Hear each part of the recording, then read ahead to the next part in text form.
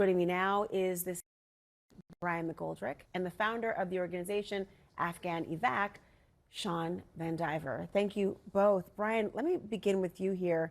What is your response to DHS saying that there is no evidence that your client was ever an Army interpreter?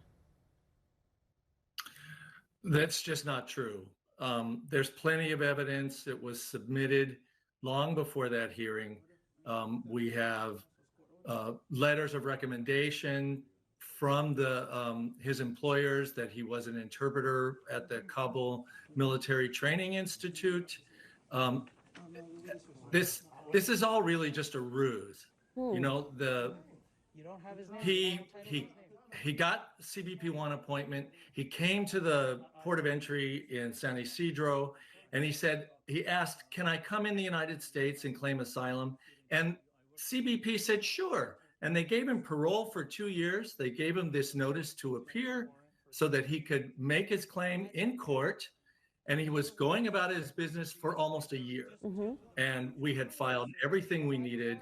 And then we come to this hearing, and suddenly the government makes this motion to dismiss, saying, "Oh, no, this was an improvidently issued notice to appear."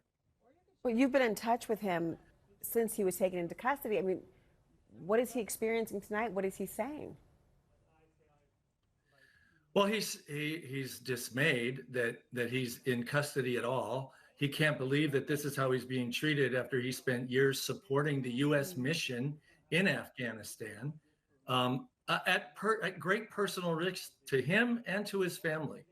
So he's just really dismayed and disappointed that this is what's happening to him. And what is it? And being in detention is, you know, it's pretty awful having to live in these cramped quarters. You know, one of the things he said to me was, "I never thought I would come to America and be put in a room where I have to sleep in the same room I go to the bathroom." He's just totally disgusted by what's happened. Sean, your organization advocates for Afghans whose lives are at risk for helping U.S. forces. What was your reaction when you learned about this arrest? Sure. Thank you for having us on tonight, Laura. Look, we're really upset. We're pissed off that folks who are following the rules after serving our country for so many years had to get themselves to the southern border, follow the legal process to get in through CBP-1. And the thanks that we give them when they get here is the Trump administration indiscriminately sending ICE out to do 3,000 arrests a day. And they're getting swept up in this. It's absolute nonsense. It shouldn't be happening. That is not what veterans in this country want. That's not what Syed deserves.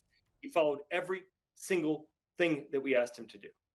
And I would assume also, just from what we've learned about his background and the fear, there is a different level of fear of him being returned to his home country.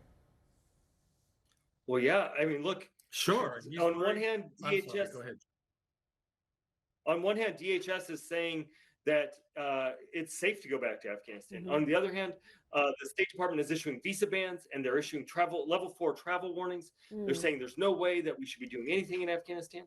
The administration needs to get its story straight, and they need to know where to look for this stuff. Clearly, if they looked into his background, they looked in the wrong place, because we see the paperwork for ourselves. We know that we know what he has turned in. We've read his asylum application. We know all of those things. And this is not how it's supposed to work. That's not the promise that we made them. President Trump talked a lot about these issues on the campaign trail. He brought out the 13 families from Abbey Gate onto the stage at the RNC. And this is the thanks that our wartime allies get. It's absolutely unconscionable. And what happens if they go back is they're hunted down and killed. His brother was killed. That's why he fled in the first place. Sean Van Diver, Brian McGoldrick, thank you so much for telling us and giving us the information here. It's so important for us to understand. Thank you both.